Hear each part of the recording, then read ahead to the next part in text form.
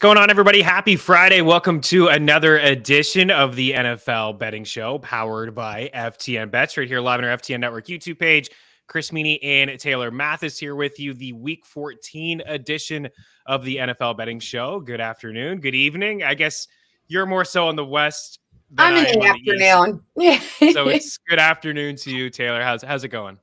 It's going great. I'm ready. Another week of football. I can't believe we're already closing in close to the end of the year. It's crazy. I know. It really just flies by, doesn't It it? does. Week 14 already. A lot of interesting games this week. I think last week we got teased a little bit with a really nice schedule, and there's some marquee Yes. matchups. There was a couple games that were blowouts, but there's a few as we take a look at the schedule from our guy Quan here. There are a few lopsided matchups this week into week 14. As you see, the biggest one is your Cowboys at 17.5 for the Houston side. Already they've ruled out Nico Collins, Brennan Cook, so their number one wide receiver, their number two wide receiver. They've moved on from Kyle Allen. I guess that experiment is over. And they're going to give the ball back to Davis Mills. You have the Bills 10-point favorites at home against the Jets. Keep in mind the Jets did beat them earlier in the season. Have a big spread here and another NFC East matchup between the Giants and the Eagles. So maybe we can get into a couple of these matchups in just a little bit. You see a few teams on bye. The one game, of course, not on this slate was last night. And I got to ask you about last night because we've had so many brutal primetime games. The Thursday night football games are awful. I don't think anybody thought that this one last night was going to be anything spectacular, that the Raiders would just go in, win another football game. It would be a whole lot of Josh Jacobs and a whole lot of Devontae Adams and really nothing on the Rams side of things. And that's kind of what it looked like. Another stinker. And then with about 7 minutes left, Baker Mayfield. I don't even know what to say, Taylor. Like, what a feel-good moment for it for was. Baker. And I will say it wasn't a spectacular football showing in general. The game wasn't great. It was low scoring, how we all kind of predicted and thought. The Raiders, come on. You have Devontae Adams. You have Josh Jacobs. Do you have anything else that you can do? That's all they do. They either run with Jacobs, or even though Adams barely even saw any targets last night, I was like, air the ball out more, which is really what I thought we were going to see Derek Carr throwing a lot more. And he didn't. He barely did. I think that was a really bad job by McDaniel coaching. It wasn't a great game. They punted twice on 4-1. I don't know. I don't know if he thought they had it in the bag and the Rams weren't going to come back, but you just never know in the NFL. I was very disappointed with the coaching I saw out of the Raiders. I really did think they were going to win that game, end up losing by 1. And it was just a great story, great feel-good story by Baker Mayfield. I think some people love him. Some people love to hate him. So It's exciting to see him, though, do something. I really do feel like this is his last chance to prove himself as an NFL quarterback. So what a great way to get started with a new team and run the offense like you did with only 2 days to do it and learn everything. Dude had like a minute with the team. Are you kidding me? Right. And he was able to pick up the playbook like that, and how advanced Sean McVay is with some of his play calling. And he made some really nice throws down the stretch. I couldn't agree more with what you said about Josh McDaniels and just playing so conservative. It's been a couple times this season. And you mentioned Devontae Adams. There's a game that stands out to me against the Titans where they really went to Adams in the first half, and then he got nothing in the second half. They ended up losing that game. The same thing against the Arizona Cardinals, the Jacksonville Jaguars, and then last night against the Rams. Teams that they should have beat with the offense that they have, and McDaniel's playing conservative in the second half of games in all of those losses I don't know if he's going to be one and done, but there are a couple coaches inside the AFC West that potentially could be looking for new work. I'm leaning on the one and done with him. Yeah, you think that's it? He didn't do much in Denver either. I just think I don't love what I'm seeing out of the Raiders at all. I feel like they do have such a good offense, and it's just getting so limited by a lot of the play call choices. Why are you shutting down Devontae Adams, who's one of the best wide receivers in the league, in the second half? Just because you have a slight lead over the Rams, he's now not going to get targets. It just seems weird to me. I think that McDaniels did take some credit, though, for the loss. If you watched his press conference, he admitted that he made some coaching mistakes. So maybe that helps him fight his way back into staying the head coach for another season. They give him another chance. It is hard in a first-year position like that with a new team, but I don't know. I don't personally love what I'm seeing out of them. I think the Raiders could be a lot better than they are. You also got to remember, too, right now, Jeff Saturday, the only guy, an ESPN analyst, only guy, he beat the Raiders. Nobody else has lost to him yet. So that's saying something too. And you look at the Raiders, though, some of their losses, I mentioned those collapses, but then you lose to Jeff Saturday and then you lose to Baker Mayfield, who's been there, as we mentioned, was only there for a short time. But yeah, say what you want about Baker. I like that he competes. And from just a real life story, football aside, and this guy is released from the Carolina Panthers. Nothing's really working out. You figure that's kind of his last chance at a starting position job. And then he goes to the Rams here. Just like that, he has another chance to maybe provide for his family and maybe have another fighting chance as a starting quarterback in this league. We'll see how things wrap up for the Rams the rest of the way. But we're not here to dive into LA. I think we did enough there. And Josh McDaniels, I'm sure he is regretting some of his decisions yesterday. It was looking like maybe the Raiders were going to sniff a playoff spot. They did have some games coming up where maybe they could knock on the door, but that door is now closed. Let's bring that schedule back up, Taylor, because there are some teams that are fighting for playoff spots. Mentioned the Jets and the Bills spread here. It's pretty big. New York is hanging on to a playoff spot at the moment. Cleveland also in the thick of things. I'd say on the bubble. Deshaun Watson did not look good yesterday, or last week rather, a matchup here against the Cincinnati Bengals. What are you looking at here? I guess I'll just start with your Cowboys because it is a big spread. I'd love to hear your advice on how you treat some of these big spreads. Is it just a complete stay away? Do you go on the other side? Wow, I'll take these points. If you're in a pool and you have to pick this, which way are you picking? Because I think we both agree, and I know you do. This Cowboys team is really good all over the place. It is. And they can crush these guys, but that's 17 is a lot of points, Taylor. It is. It's the biggest spread that we've seen this season in the NFL. It's huge. And last week, I thought at first I was going to regret laying the 10.5 against the Colts, but I did not regret that. If the Cowboys come out with that same momentum they had in the fourth quarter, the entire game against the Texans, 17.5 points is going to look easy. At 3 possessions there, I'm like, do I regret saying that I would lay the big number? I do think I would lay the big number with the Cowboys. We do have an in-state rivalry there in Texas, but how much of a rivalry really has it been over the last few years? It's not really much of one. Davis Mills will be back under center, as you already stated. Their receivers, they're going to be very limited. They look very depleted there. The Texans aren't great. They're atrocious. They're the worst team in the entire NFL. So if you're going to lay 17 points at any point, this is a great time to do it. I think I would lay the 17 points with the Cowboys again this week in hopes that they have another big showing like they did last week against the Colts. I'd say that they do. Just the way the defense is rolling and the offense as well. You brought it up last week that they're the number one offense in football since Dak has returned to the lineup. There's really no stopping them out of the backfield with the 1-2 punch they have. And the defense it's vicious. And I really do feel bad for Davis Mills. He's like, okay, fine. We'll put you back under center. But guess what? You got to go up against the Cowboys. You're going to get sacked like 18 times. And you're not going to have your number 1 wide receiver, and you're not going to have your number 2 wide receiver. And you're just going to have the rookie running back who looks like he's kind of hit a rookie wall. Although we love Dameon Pierce on this show. So it's a tough spot. Quan, can we bring up the schedule just one more time from a real life NFL standpoint? There's a couple big games here. The Pittsburgh Steelers and the Baltimore Ravens. Doesn't look like Lamar Jackson's going to play in that game. The Steelers are kind of knocking on the door potentially. You saw the Bengals win last week. So those two teams are tied. So a lot on the line for both of those squads to try to hammer home the AFC North. The Broncos and the 49ers, right? Tom Brady kind of pulled, just look a little bit like Baker yesterday. It was I think it was the exact same score at the exact same time, roughly around 7 minutes left. And Tom came back, and the Niners life without Jimmy Garoppolo as well. Do you feel like a team should fear the Tampa Bay Buccaneers? Because it does look like they're going to make the playoffs here, Taylor. It looks like they're going to win the division. Atlanta's on a bye. They're going to go to rookie Desmond Ridder next week against the Saints. Certainly a winnable game for them. This is a tough matchup, but do you feel like, is there that same sort of fear in the eyes, like when you look at Tom Brady, or is this like, you know what, his time has passed, and I don't think any team should really be worried about the Bucs?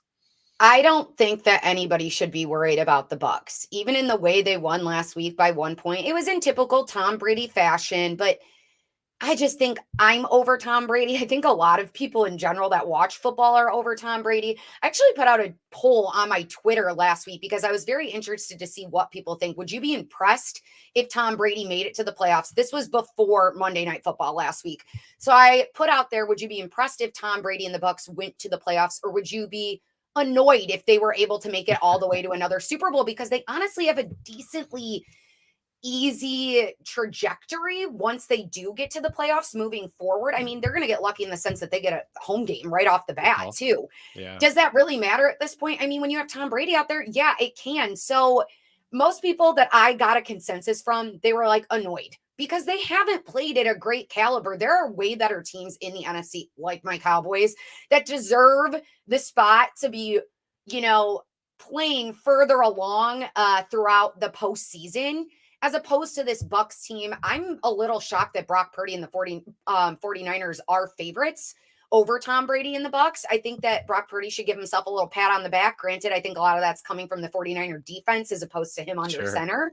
But I think I like the 49ers this week still, or at least in my hopes and dreams. I'm kind of just over the Tom Brady narrative.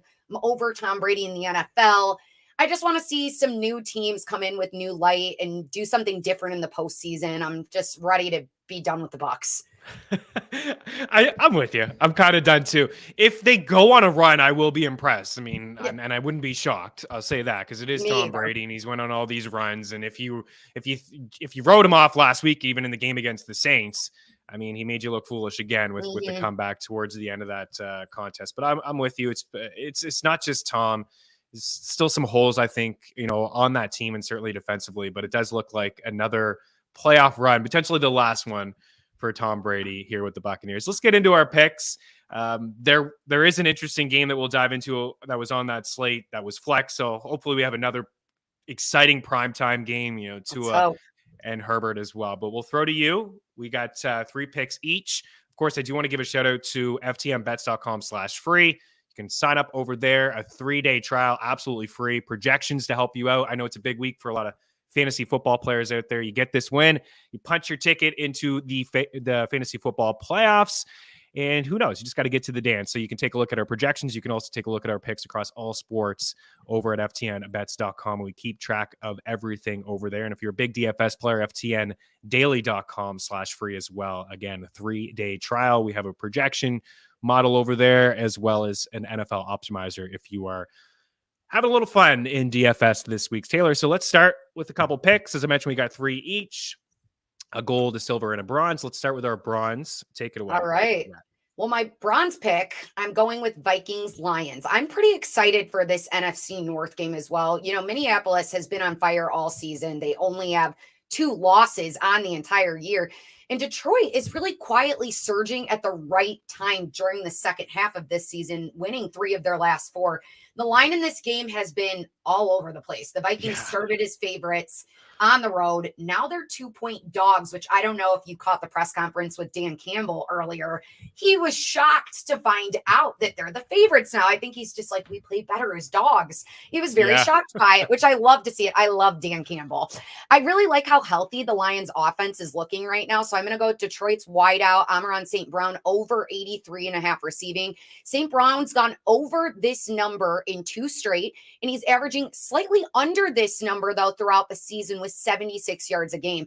But St. Brown has the volume there. He's had double-digit targets in 3 out of his last 5. In the 2 that he didn't have double-digit targets, he had 8 and 9. St. Brown is quarterback Jared Goff's go-to guy. He's the safety net in this offense, especially when games are close, and I suspect this one will be. Plus, the Vikings defense, they look tired at this point. Minnesota gives up the most yards through the air, 283 a game.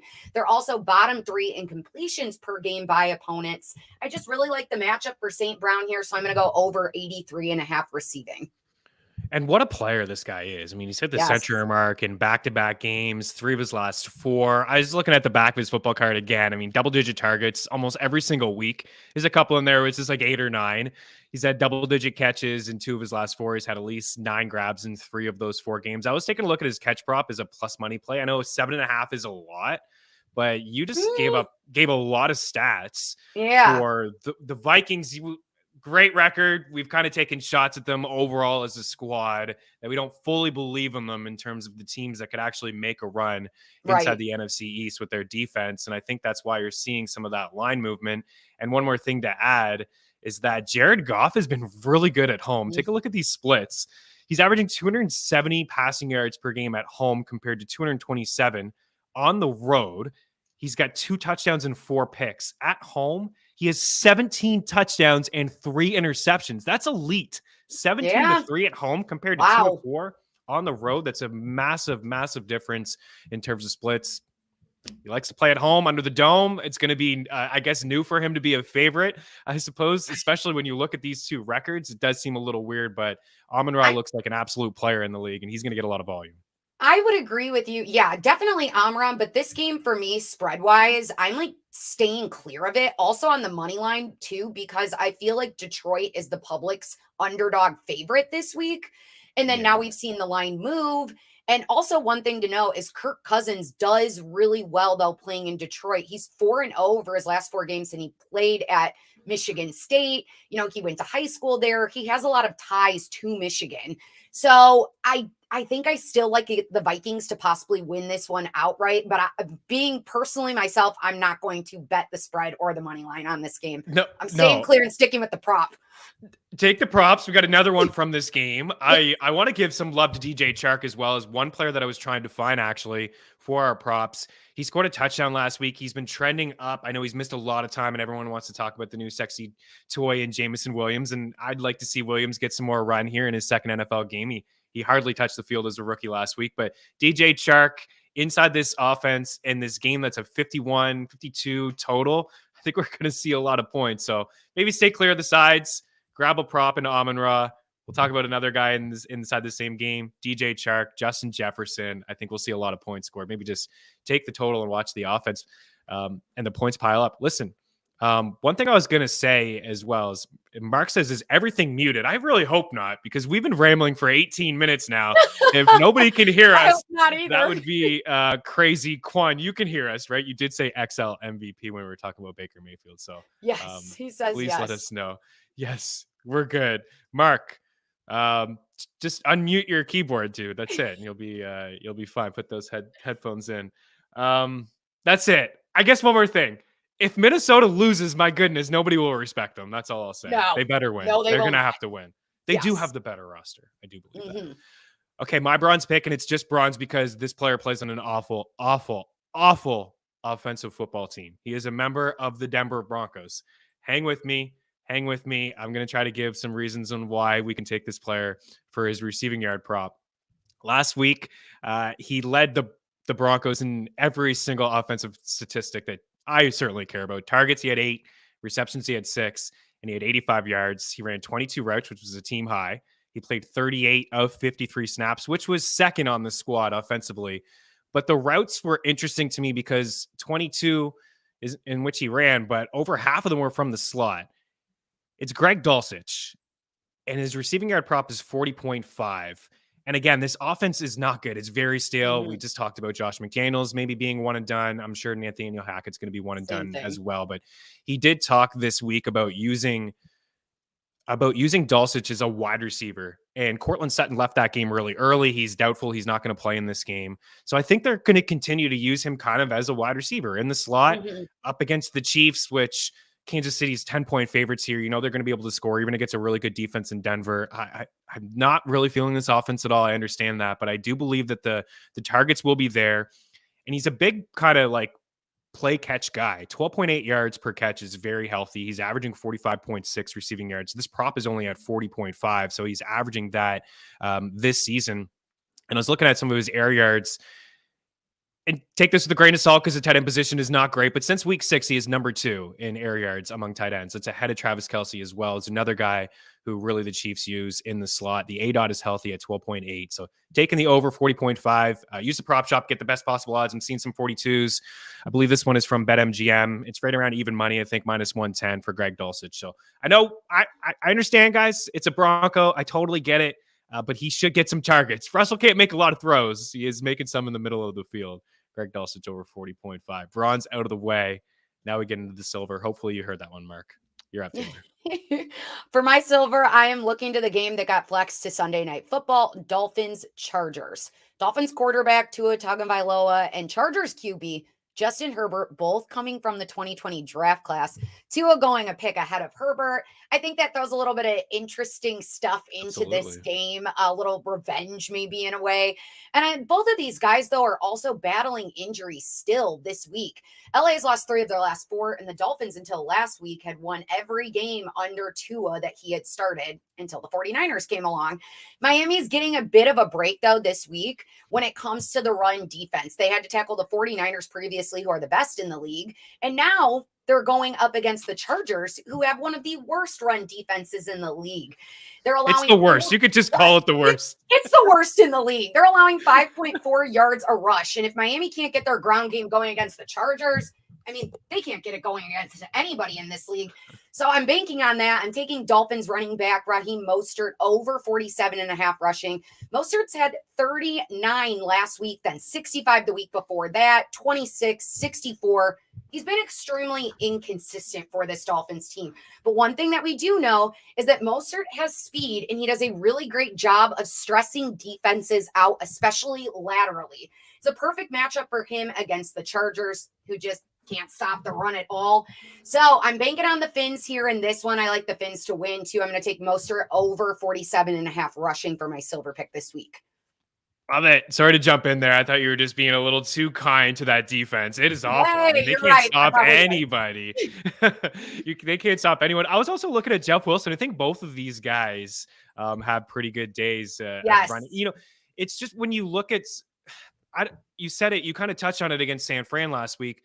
And it also reminds me of the Eagles against Tennessee. It's such a good team that they can't stop the run. And you see teams, they don't even bother to try to run on them. But this is really what they do well and what they have done well since both of those backs have been, together again, this time in Miami compared to San Fran. Love the call. I think they'll have a lot of success around the football. That game should be really good, honestly.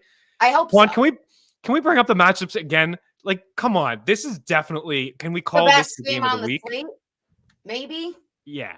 I think so. I think so. I do. Yeah. I personally, though, do really like the Vikings-Lions matchup because I love that the Vikings they're on the bubble right now to possibly make the playoffs. And if they beat the Vikings, I just think they're surging in an upward trajectory at the right time right now. And I also think I just have a soft spot for Dan Campbell. So I like the Lions. I think you, me, everyone, I think we all have a bit of a soft spot for Dan Campbell. But yeah, that game should be pretty good. I also think that the Steelers, both of those games inside the AFC North, right? The Browns and the Bengals. And then, Joe Burrow has struggled against the Browns. I mean, he has no problem against Mahomes. Perfect. 3-0. He owns Mahomes. It's crazy. But on the other side, he has struggled against Cleveland. And then, as we alluded to earlier, the Ravens and the Steelers. There's a lot on the line there for both of those teams. And I see a Pittsburgh team trending up at the right time here. A quarterback and a young wide receiver and Pickett and Pickens who are starting to get familiar with each other and defensively pretty good as well. Aaron McLean's in the house says, I tease the Vikings. They better win. Is that an eye emoji? You're just peeking over the fingers. It's how you'll be watching. I just assume that's how every Vikings fan watches their team play, because they are always last second drama with that squad. Big Trev in the house. Would y'all start Mostert or Rachaad White this week? Full PPR. Lenny looks like he is hurt. Yeah, he wasn't spotted at practice today. So if he is ruled out, I think you definitely go with Rachaad White. He was, he still had a role last week with Fournette there. He had the receiving touchdown at the end, the game winner. But he had the fumble last week. And he did have that fumble. Me. I was not happy with him. I actually talked a little bit to this, that I covered him in college because he started his college career at University of Nebraska Kearney. And that was my first sports reporting job out of college in Nebraska, covering that college in Kearney. So I was like, I am all in on him last week. And then, of course, he had the touchdown, but he had the fumble, and he did not go over his rushing prop. He just missed it by 10 yards, 10 or 5 yards, something like that. So I'm more on Mostert. Which I believe is the second week in a row for him, because I was on him against Cleveland. And it was 66, and he ended up with 65, or maybe it was 64, and we needed 65. I don't know. Raheem Mostert this week, I think I like it better. You got a decision there, Big Trev, but I don't think you can go with the wrong choice. I think both those guys are actually in a decent spot. I know San Fran is really tough, but if if there is no Fournette, he may catch you 5 or 6 passes. Yes. And if he does fumble again, Taylor, I don't know if there's anyone to steal his job. But listen, if Fournette does play and he does fumble again with the season on the line, he may sit his butt on the bench. I got a running back here I want to talk about for my silver pick. We're going back to this Vikings and Detroit Lions game. It's DeAndre Swift, and I know a lot of people have been burned by DeAndre Swift in fantasy land. I'm sure Big Trev in the house and talking about his fantasy squad, but looks healthy right now, and I think that's a key. It's huge. He's been practicing in full. You know, today was a big day for him to practice in full. Off your injury report over the last couple of weeks, he's been touching the football field a little bit more. I know some people on Twitter were pulling their hair out that Justin Jackson was getting all these touches, and I know Jamal Williams has been fantastic. Jamal Williams has as many touchdowns as the Denver Broncos as a team. I don't know if that says more about Jamal as opposed to the Broncos, but he does have 14, and I do believe he will continue to be the goal line back the rest of the way inside this game. But I'm taking a look at DeAndre Swift's rushing and combined receiving yards in this matchup at 63.5. And I'm going to take the over here. Last week, a season high 14 carries. I know 14 carries doesn't seem like a whole lot. He's played 34 games. He's only been above 15 twice. So 14 carries for Swift is significant. He touched the ball 18 times, also a season high in 20 opportunities. He had 6 targets. He played an RB high 39 snaps last week for the Lions. To mention the carries, he ran 22 routes, which was also a team high rather, and 5 targets for him. And we talked about this matchup against the Vikings. Like, you can certainly toss in the Vikings, and they have a decent run defense, but they really do struggle against running backs who catch the ball out of the backfield. Week 13, Ty Johnson and Donovan Knight, Bam Knight, they combined for 11 grabs and 68 receiving yards. Ramondre Stevenson had 9 catches and 76 receiving yards in week 12. And your boy Tony Pollard racked up 109 receiving yards on 6 grabs in week 11. Overall, they've allowed 6.1 catches per game and 47.8 receiving yards per game. Both of those marks inside the top 5. So those are numbers against running backs. So mention the high total. Jared Goff's numbers at home, really good compared to being on the road. And I actually kind of like a lot of his props. I was going to come in here with a couple more. His rushing yard prop is 35.5. We haven't projected for 41.2. His receiving yard prop is 24.5. He's had at least 24 receiving yards in 6 of his last 9 games. We have him for 32.2 receiving yards. His catch prop is interesting as well, 3.5. The over is plus 120, back-to-back games with 4 grabs, and he has 14 targets over those 2 games, Taylor. So 4 catches is really, really enticing. I'm pretty interested in that. And overall, as a projection, rushing plus receiving, we have him for 73, which you see on the board, 63.5. So roughly 10 more projected for Swift. I think he's going to continue to be a big part of the offense moving forward. And who knows, maybe he'll win you guys a couple consolation brackets in your season-long format because he wasn't with you for a few weeks of the season. There it is. 2 silvers in the book. We can turn the page. We got some gold. I'm actually so glad you picked that as your silver too, because I also looked at that play. Nice. I was really looking at the Lions offense a lot too. And I just like the backfield 1-2 punch that they have with Williams and Swift. I think it's a good little combo that they have going for them. So I was also looking at a lot of his overs as well. So we're on the same page. It's good to be on the same page. Yeah. I like it. And when I feel like I'm on the same page as somebody else, I'm like, okay, I'm making a good call. Hopefully. Well, we'll see. Yes. Okay. So my gold pick, going with the Broncos Chiefs game, the game that got moved out of Sunday Night Football. Originally was supposed to be there. It was supposed to be great because Russell Wilson was the quarterback for Denver. And now it's just a game, basically, I think, for Kansas City to take care of business and get back on track after a loss to the Bengals last weekend. I'm taking the best tight end in the league, Travis Kelce, to go over his receiving prop of 70.5 yards. Check out the FTN prop shop because this was a number that I found all the way up to 75.5. Lowest I found at 70.5. So I'm really glad that I checked the prop shop because 5 yards is a huge difference. But Kelce's been very quiet over his last 2 weeks, catching well under this number. And that's why I think this week against the Broncos, Kelce will go completely off. I mean, the man is top 10 in the league in every single receiving category, pretty much. Total yardage, receptions. He has 12 TDs on the season. Kelce, he's just going to take care of business against the Broncos. I'm going to go over 70.5 receiving. I'm keeping it short and sweet. I just think it's time. Kansas City will take care of things against the Broncos. That game's not going to be competitive in my eyes. I love what you said. I was kind of in tears there. I was wiping them as the board came up. I was crying. It's just a game. It was supposed to be a big game between Russell Wilson and the Chiefs, but now it's just a game. And It's that's just, what it is. It's just a game. it Yeah. really doesn't have too much. I mean, there's no weight behind this game whatsoever. No, Uh, not at the all. Chiefs are clearly going to the playoffs. The Broncos clearly are not. There's just No, not they are not. anything riding on it. And it's really sad for Denver Broncos fans too, because I think the hype going into this year was so big for them. And just the way things have turned out, it's disappointing. Another guy And that is I that think, like Tom Brady, do we say that Russell Wilson also is done?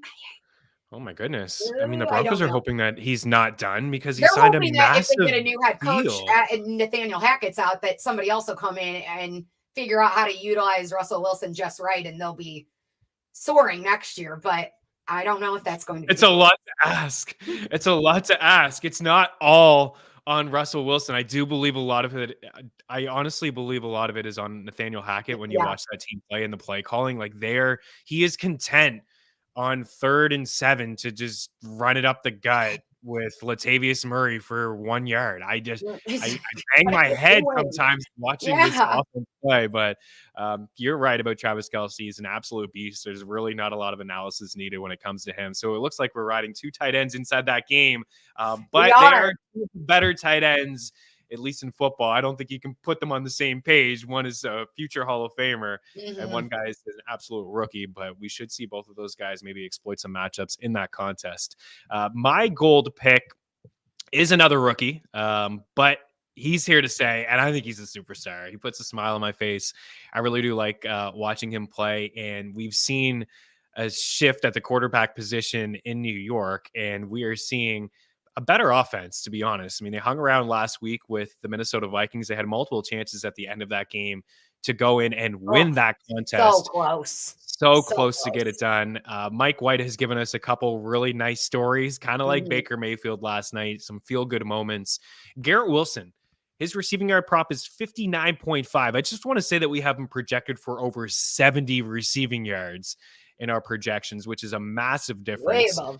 Way above. A matchup here against the Buffalo Bills, which I get it, tough secondary, but he did have a really good game against them in week 9. His last 2 games with Mike White, though, he is really putting up some alarming numbers. 23 targets, 13 catches, 257 yards, 2 touchdowns.